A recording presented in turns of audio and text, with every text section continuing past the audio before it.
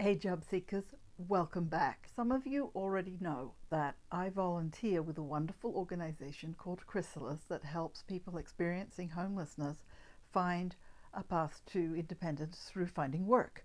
They do various job services like resumes and cover letters and practice interviews and also training and help people just get back on track with their life. And I volunteer once a week there and I just love it.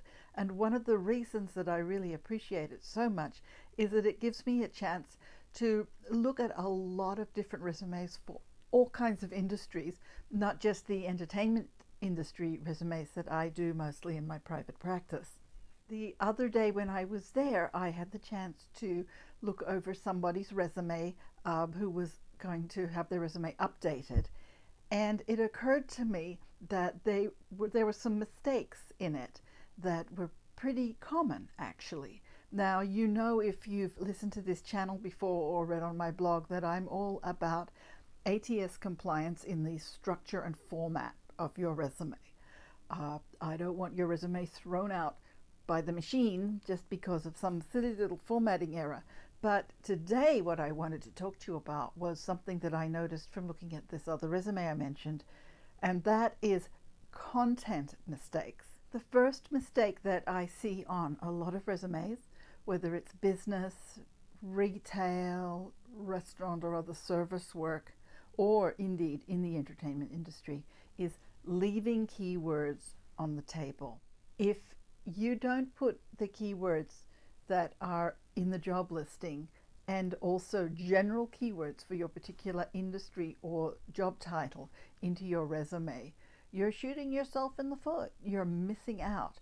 These are things like specific to the job, jargon, and also general keywords, descriptors, particular verbs. And I'll give you one very quick example. In one resume, I saw the person said, good communication skills. Now, that's great on its surface, but to make your resume go from good to great, what you need to do is describe the communication skills as you will see them described over and over again in almost every job listing that mentions them. And usually it will say either verbal and written or written and verbal. Occasionally it will say oral and written. And those are two descriptors that are keywords that you need to put in your resume. And there are a lot that are very simple and small like that. So look for places where you aren't using a useful, standardized, typical, helpful descriptor as a keyword and add those into your resumes if you can. How do you find these keywords? Just keep reading job listings and you'll start to see patterns develop. The second content mistake that I see people making is failing to include metrics. Now, this is really important. The HR people who are eventually going to look at your resume, their eyes are immediately drawn to metrics. And what do I mean by metrics? Basically, numbers and actual checkable facts, if you like, but particularly numbers. When you have metrics dotted throughout your resume, the eye is drawn to those. They're an attractive resume. They make the reader feel like they're getting some factual, deep and detailed information. So it's very important to include them. Now, what are the metrics? These are things like actual amounts, dollar amounts, actual numbers of new subscribers, numbers of sales, numbers of customers, numbers of awards, but dollar amounts are especially good. They are also time frames. It's not enough just to say that you increased social engagement by 10%.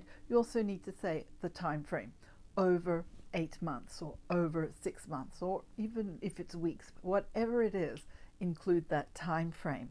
If you say you've exceeded your quota, say by what percentage. Which brings me very quickly in passing to another mistake that's connected to this. It's writing numbers as words. Now, in normal writing, when a number is a small number, say 10 and under, the tendency is to write it out as a word five, F-I-V-E, instead of writing out the digits 5.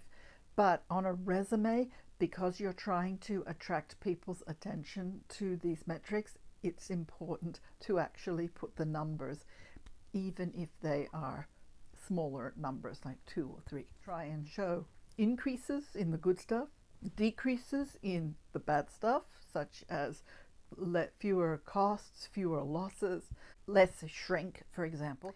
The other thing that you can use some metrics for that is helpful is to show the size of the company, especially if it's a company that isn't enormous. So we don't need to show the size of Google or Amazon.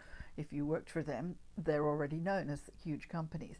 But if you are working for a company that has a certain number of revenues, a certain amount of revenues, a certain number of staff, a certain number of customers served over a particular time frame, those are good figures to include so that the person reading your resume understands that you were working in a company that is, they say, commensurate to the one that you're applying for, or maybe it's a little smaller but you're applying for an upgrade in your position, or whatever it is. It's important to include those metrics, and that's an easy way to bring them in. For example, I'll give you an example. I do have a client who helped his company gain contracts worth several $1,000s. Now, he wasn't entirely responsible for it, but he was able to say that he participated in a company growth of new contracts worth however many $100,000. And it's a great metric and completely true. Of course, you always tell the truth on your resume.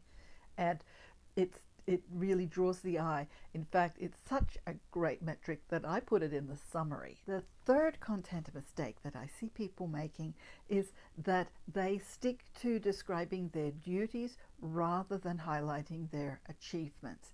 Now, a lot of the times you do want to include duties because those are keywords from the job listing, and it is important to say what you did or do in your current job or your past jobs. However, it's a mindset change to move from merely talking about duties to talking about achievements, and it can be quite subtle.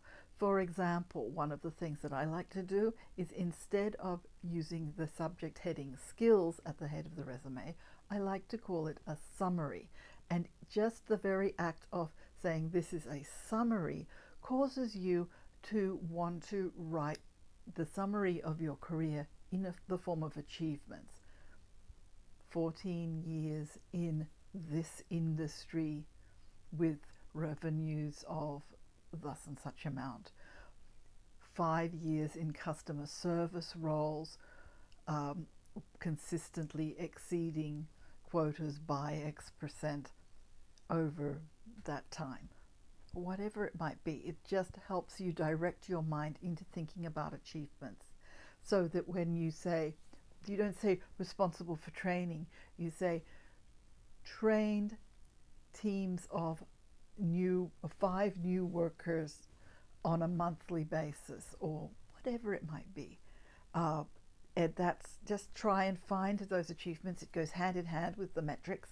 Do look for achievements. And here's the other thing I want to say as a general rule about resume writing. It's not quite the same as writing good English for an essay or a story you're telling.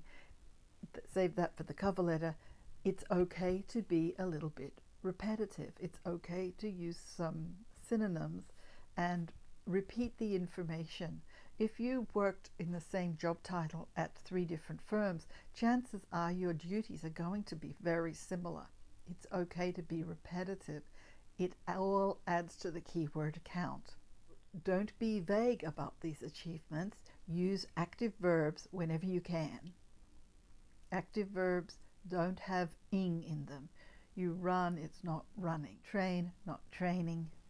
So try and avoid using responsible for too often, because responsible for sort of forces you into using an inactive verb. Use responsible for if it's in the job listing, but just once or twice, not every single job in your history. Those are the 3 mistakes that I've noticed in content recently on some resumes that I've looked at. They're relatively easy to fix, especially if you use the job listing as your guide. If you don't have the opportunity to use a job listing, if you're putting together a resume for a job fair, for example, where you plan to hand it to a number of different people, try and cast a bit of a net with your keywords and make sure that you include plenty of metrics, because you want to catch the eye of that recruiter when they give you that 6-second look at your resume. If you enjoyed this video, please subscribe to my channel, ring the little bell for notifications, and I'll talk to you again soon. Bye.